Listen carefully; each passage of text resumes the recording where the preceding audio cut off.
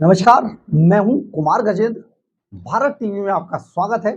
हमारे एक दूसरे social media platform podcast with Kumar Gajendra में भी आपका स्वागत है, जहां आप हमें सुन सकते हैं। दिल्ली के अंदर अरविंद केजरीवाल की चोरी का अंदाजा इसी बात से लगाया जा सकता है। हमने आपको इससे पहले भी वीडियो बनाकर डाला था कि अरविंद केजरीवाल एंड कंपनी ने 12 सीएजी रिपोर्ट, देखिए, जो दिल्ली गवर्नमेंट है उसके सभी डिपार्टमेंट की ऑडिट ऑडिट जो है वो सीएजी करता है। यानी कि ऑडिटर जनरल ऑफ इंडिया जो है वो दिल्ली सरकार के सभी डिपार्टमेंट के खातों की ऑडिट करता है। कितना खर्च हुआ, कितना गया, कितना आया, ये सारी ऑडिट होती है बाकायदा। ऐसे ही नहीं चल रहा है हवा में। और ये जो ऑडिट है, नियम ये कहता है, नियम के मुताबिक जो विधानसभा एक्ट है उसके मुताबिक जब ये ऑडिट रिपोर्ट आती है तो जो दिल्ली का जो मुख्यमंत्री होता है या जो वित्त मंत्री होता है, वित्त मंत्री उस कैग रिपोर्ट को, सीएजी रिपोर्ट को विधानसभा के पटल पर रखता है। और कैग रिपोर्ट को विधानसभा के पटल पर रखने के बाद जो दिल्ली के एलजी है उनको भी ये रिपोर्ट की कॉपी भेजी जाती है। और एलजी का जो कार्यालय है वो भी इस रिपोर्ट पर अपनी सारी प्रतिक्रियाएं, टिप्पणी लिखकर एलजी को ये सारी चीजें समझाता है। तो एलजी के पास ये रिपोर्ट जाती है और एलजी फिर उस हिसाब से आगे डायरेक्शंस देते हैं। ये एक सरकारी प्रोसेस है। लेकिन अरविंद केजरीवाल एंड कंपनी, बल्कि हम कहें कि चोर कंपनी ने आज तक कोई सरकारी आदेश या सरकारी जो एक सिस्टम है उसको माना ही नहीं था। तो ये जो सिस्टम नहीं माना, इसी सिस्टम में क्योंकि उन्हें पता था कि अगर कैग रिपोर्ट विधानसभा के पटल पर रख दी गई या एलजी के सक्सेना को भेज दी गई तो उनकी सरकार की पोल खुल जाएगी। क्योंकि ऑडिट में बहुत सारे पॉइंट्स ऐसे हैं जो अरविंद केजरीवाल को घेर लेंगे। हम आपको यहां पर यह भी समझा देते हैं आगे बढ़ने से पहले कि अरविंद केजरीवाल ने जो मुद्दे उठाने शुरू किए थे शीला दीक्षित के खिलाफ, वो कैग रिपोर्ट के आधार पर ही उठाने शुरू किए थे। और ये जो मुद्दे जब अरविंद केजरीवाल एंड कंपनी उठाती थी कैग रिपोर्ट के आधार पर, और उनको आधार बनाकर अरविंद केजरीवाल हल्ला मचाते थे और उसी पे कहते थे जेल भेजेंगे जी, जेल भेजेंगे जी, जेल भेजेंगे जी। लेकिन कभी जब सरकार में केजरीवाल आए तो शीला दीक्षित के खिलाफ आज तक एक एफआईआर तक दर्ज नहीं हो पाई। यानी कि टोटली झूठ था। परंतु अब जो कैग रिपोर्ट में, ऑडिट में जो सीएजी की रिपोर्ट है उसमें अरविंद केजरीवाल घिर चुके हैं। यही कारण है कि 12 सीएजी की रिपोर्ट को अरविंद केजरीवाल ने पटल पर रखा ही नहीं है, एलजी को कोई भेजी नहीं कॉपी। हम आपको यहां पर यह भी बता देते, जब विधानसभा का सत्र चलता है उस सत्र के अंदर सीएजी की रिपोर्ट की जो पूरी बुकलेट होती है वो बुकलेट मीडिया को भी सर्कुलेट होती है। और उस मीडिया को सर्कुलेट होने वाली बुकलेट के आधार पर हम लोग खबरें लिखते थे। लेकिन ऐसी कोई रिपोर्ट, कोई बुकलेट आई ही नहीं। 12 कैग रिपोर्ट अरविंद केजरीवाल लगातार छिपा रहे थे और उन्होंने सीएजी की रिपोर्ट जैसी महत्वपूर्ण रिपोर्ट को, जो एक एक बात का कच्चा चिट्ठा खोल देती, अरविंद केजरीवाल की लूट डकैती को सामने ला देती, इसको पटल पर रखाई। अब हार कर अरविंद केजरीवाल के जो कैग रिपोर्ट ना रखने के मसले पर दिल्ली के जो एलओपी हैं, leader of opposition Vijender Gupta, उन्होंने कई बार धरना प्रदर्शन भी किया, कई बार उन्होंने आवाज भी उठाई, लेकिन अरविंद केजरीवाल के कान पर जू नहीं रही।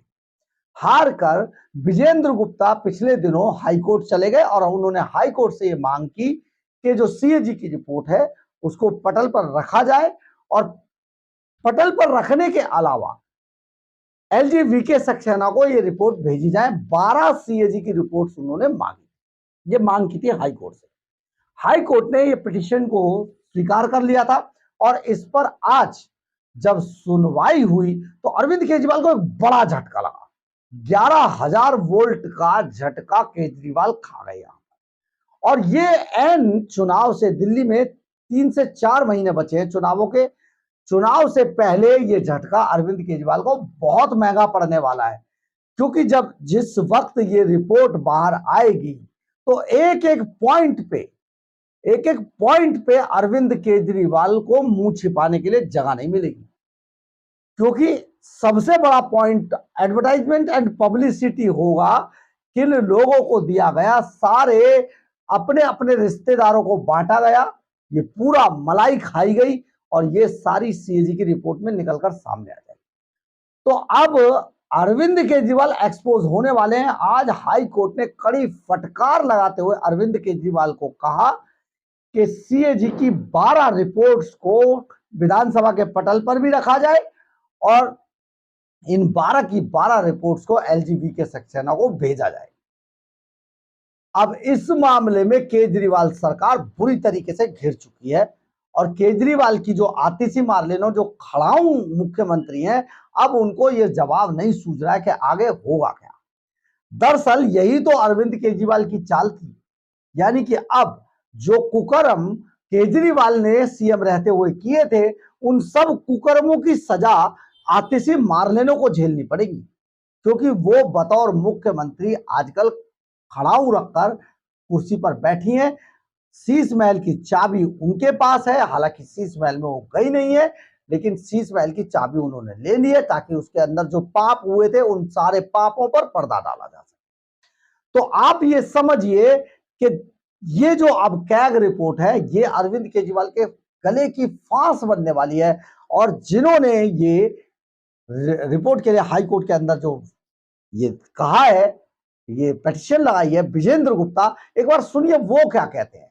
इसमें अगली तारीख जो है 9 दिसंबर की तय हुई है, 9 दिसंबर को सुनवाई करेगा हाई कोर्ट। लेकिन एक बार आप विजेंद्र गुप्ता को सुनिए, वो आपको पूरा कच्चा चिट्ठा अरविंद केजरीवाल का खोलकर बताएंगे। सुनिए जरा वो क्या कहते हैं। आम आदमी पार्टी सरकार के मुंह पर करारा तमाचा है आज सीएजी की रिपोर्ट दिल्ली विधानसभा के फ्लोर पर पेश न करने के विरोध में, क्योंकि आज हम अदालत गए और अदालत ने आम आदमी पार्टी सरकार को नोटिस जारी किया है। और ये नोटिस इसलिए दिया गया है क्योंकि पिछले 7 साल से दिल्ली असेंबली में एक भी सीएजी की रिपोर्ट को टेबल नहीं किया गया। ये आम आदमी पार्टी, केजरीवाल और उनके तमाम लोग, आतिशी मार्लेना से मैं पूछना चाहता हूं कि वो सीएजी की रिपोर्ट को क्यों दबा रहे हैं। क्या इस सरकार में पारदर्शिता नहीं है? क्या इस सरकार के जो अकाउंट्स हैं वो ऑडिट होते हैं तो क्या वो जनता को पता नहीं लगना चाहिए उसमें क्या गोलमाल हो रहा है, क्या भ्रष्टाचार है? इसका मतलब साफ है कि सरकार में दाल में काला नहीं है, ये पूरी दाल ही काली है। इसलिए मैं कोर्ट के फैसले का स्वागत करता हूं कि उन्होंने नोटिस किया और दिल्ली की सरकार को चेताना चाहता हूं कि इससे पहले कि इस मामले में जब भी आप अपने जवाब के साथ आएंगे, लेकिन हमारी फिर आपसे मांग है कि आप दिल्ली विधानसभा का सत्र तुरंत बुलाइए और ये सीएजी की रिपोर्ट सदन के पटल पर रखिए, क्योंकि दिल्ली की सरकार जानबूझकर ऑडिट की रिपोर्ट्स को दबा रही है, छुपा रही है और उनको अनकॉन्स्टिट्यूशनल तरीके से रोक रही है। ये संवैधानिक अधिकार है सदस्यों का, दिल्ली की जनता का, देश की जनता का ये जानना कि दिल्ली की सरकार के जो अकाउंट्स ऑडिट हो रहे हैं उसमें क्या गड़बड़ियां सामने आ रही है। हमारा ये कहना है कि सरकार नहीं चाहती कि भ्रष्टाचार खुले, भ्रष्टाचार सामने आए। सरकार नहीं चाहती दिल्ली की कि इसके ऊपर कोई कार्रवाई हो या फिर उसमें सुधार भी हो। ऑडिट जो होता है उसका पर्पस ये भी होता है कि अगर सरकार में कुछ गलत हो रहा है तो संबंधित अधिकारियों को और संबंधित लोगों के खिलाफ कार्रवाई की जा सके, जिससे कि भविष्य में भी ये व्यवस्था सुचारू चल सके, भ्रष्टाचार रुक सके। लेकिन सरकार ने खुला छोड़ा हुआ है। पब्लिक अकाउंट्स कमेटी में 10 साल के शासनकाल में एक भी पैरा ऑडिट पैरा डिसाइड नहीं किया गया, एक भी ऑडिट पैरा हाउस में नहीं भेजा गया, एक भी ऑडिट पैरा पर कोई कार्रवाई नहीं की गई। और जब ऑडिट पैरे पे कार्रवाई नहीं की गई, इसका मतलब ये है कि दिल्ली की सरकार में खुला खेल फर्रुखाबादी है। कोई कुछ भी करो, जितना मर्जी भ्रष्टाचार करो, जितना मर्जी गोलमाल करो, जितना मर्जी सरकारी धन का दुरुपयोग हो, खजाने की लूट हो, क्योंकि सबको पता है कि ये सरकार सीएजी की रिपोर्ट पर ना तो उसको संवेदनशील है, ना उसकी तरफ जवाबदेह है और ना ही संवैधानिक रीति नीति को का पालन करना चाहती है। आम आदमी पार्टी चूंकि भ्रष्टाचार का एक सिंबल बन चुकी है, ये आम आदमी पार्टी से ज्यादा ये धोखाधड़ी पार्टी बन चुकी है और ये धोखा देकर लोगों को गुमराह करना चाहती है। इसलिए सीएजी की रिपोर्ट में दिल्ली की जनता, देश की जनता से कहना चाहता हूं कि जो सरकार सीएजी की रिपोर्ट दबाए, जो सरकार सीएजी की रिपोर्ट छुपाए, ऐसे लोगों को से सावधान रहिए। ये खतरनाक लोग हैं, ये आम आदमी पार्टी, और इनका विसर्जन दिल्ली की जो पॉल्यूटेड यमुना है उसमें होना आवश्यक है। और इस बार मैं केजरीवाल जी को चुनौती देता हूं कि दिल्ली विधानसभा के चुनाव से पहले आप सदन की विशेष बैठक बुलाकर और ये तमाम रिपोर्ट पब्लिक करिए, क्योंकि आप दिल्ली विधानसभा का सत्र ही नहीं बुलाना चाहते हैं। आप सबकी जानकारी के लिए बताना चाहता हूं, 8 अप्रैल के बाद 26 और 27 सितंबर को 5.5 महीने के बाद दिल्ली विधानसभा का सत्र बैठा, वो भी मात्र सिर्फ 2 दिन के लिए। दिल्ली विधानसभा के पटल पर ना तो रिपोर्ट रखी जा रही है, ना जनता के मुद्दे, सीवर है, पानी है, बिजली है, पॉल्यूशन है, अस्पताल है, स्कूल है, वहां बात कर ही नहीं सकते। जनता के सवाल खड़े ही नहीं, क्वेश्चन आवर नहीं करते, प्रश्नकाल नहीं हो रहा है। जनवरी 24 मैं कहना चाहूंगा 2024 में अभी तक एक बार भी प्रश्नकाल नहीं हुआ है और पूरे 5 वर्ष के शासनकाल में 1 या 2 बार से ज्यादा प्रश्नकाल ही नहीं हुआ है। तो जो सरकार प्रश्नकाल से भागे, सदस्यों के प्रश्न पूछने के अधिकार छीन ले, जो सरकार सीएजी की रिपोर्ट दबा ले, इसका मतलब ये है कि ये सरकार भ्रष्टाचार में आकंठ डूबी हुई है और लोगों के सवालों से बचना चाहती है। आपने सुना होगा, विजेंद्र गुप्ता ने पूरे तरीके से पोल खोल के रख दी है।